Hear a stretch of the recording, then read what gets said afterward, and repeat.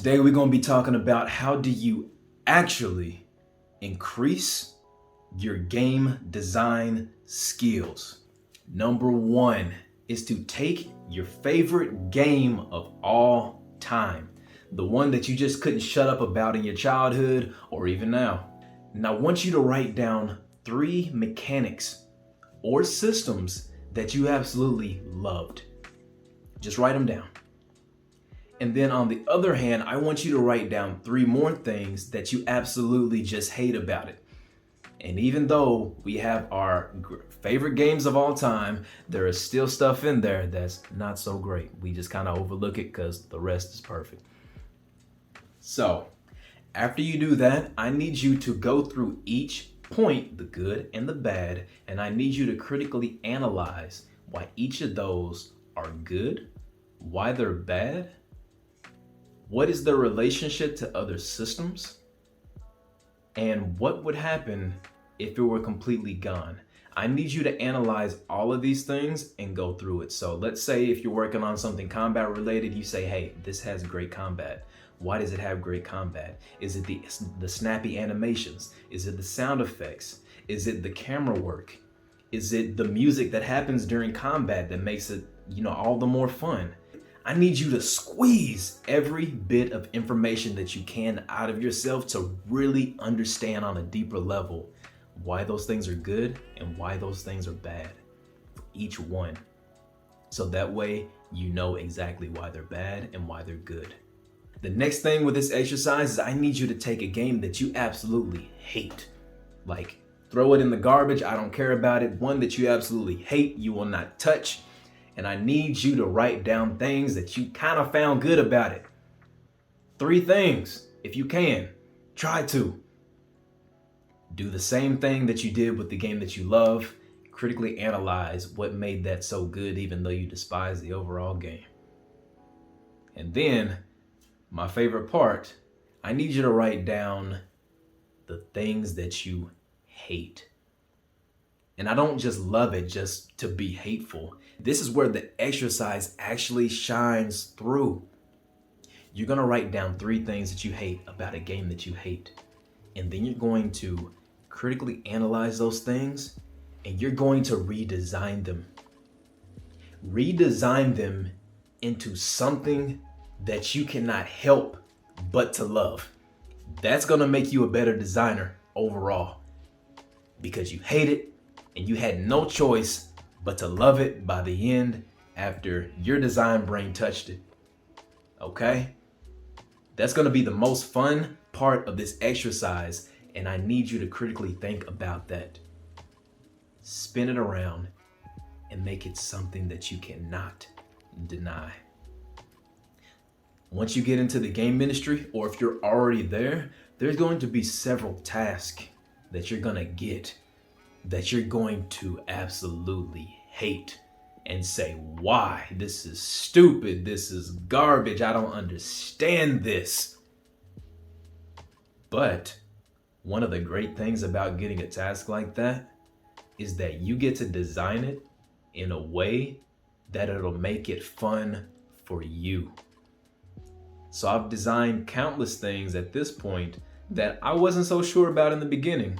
But because I wanted it to be something that I thoroughly enjoyed, it made me design in a different way so that even though I may have not liked the topic or the task, by the end of it, I made something that I absolutely adored as a game mechanic and a prototype for something that I've made. So this is a critical point to your design skill improvement.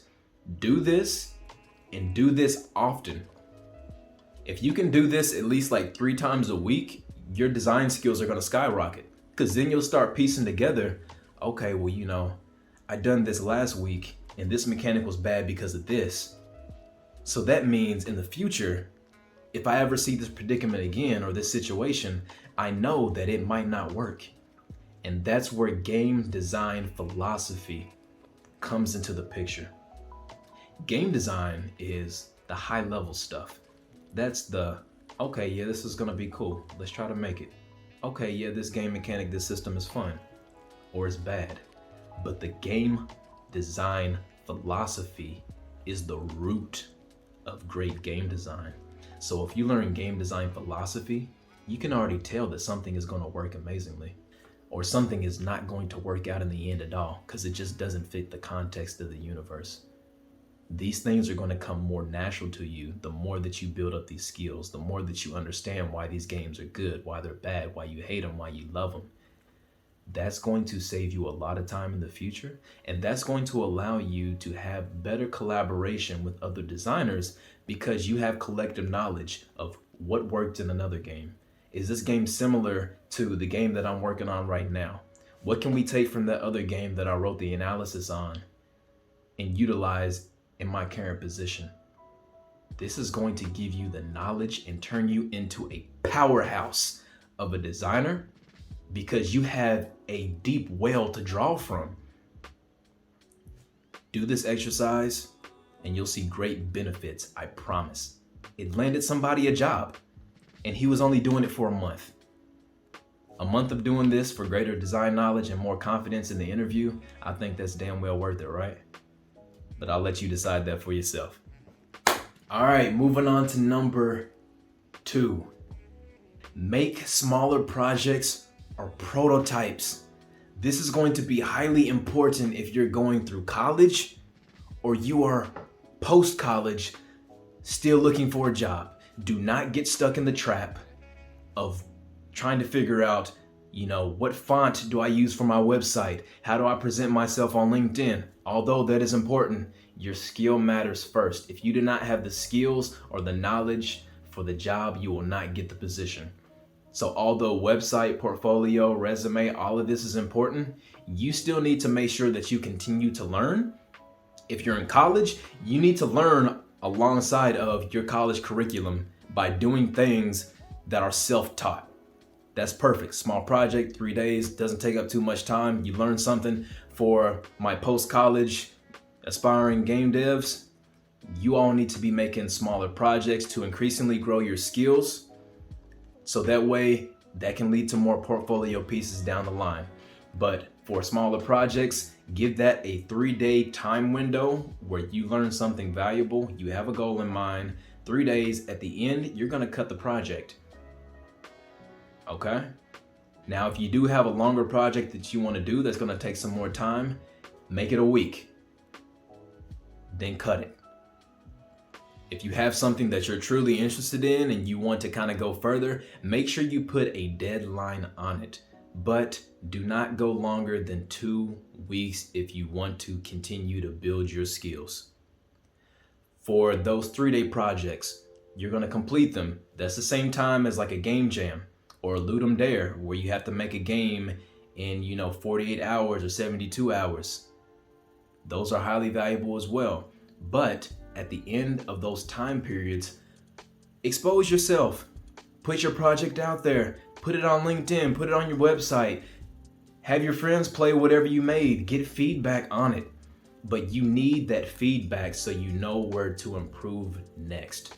And smaller projects is going to help you fail often and fail fast so that you can learn, stop making the same mistakes, or be properly equipped to going into the next project, small project, with more knowledge and more game design sense than you had on your last.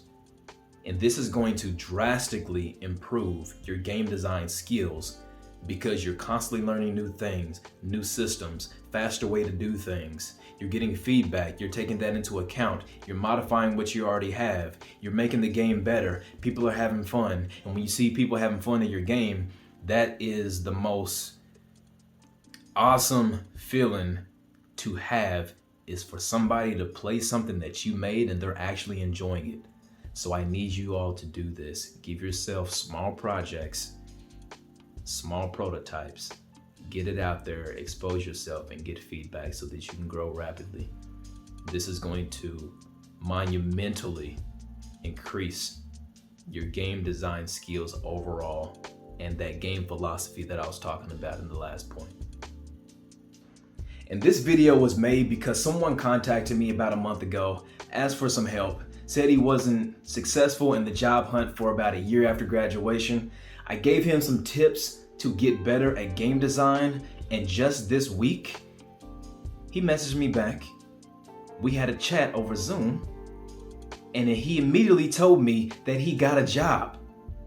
From the feedback that I gave him for the exercises that I told him to do to increase his game design skills.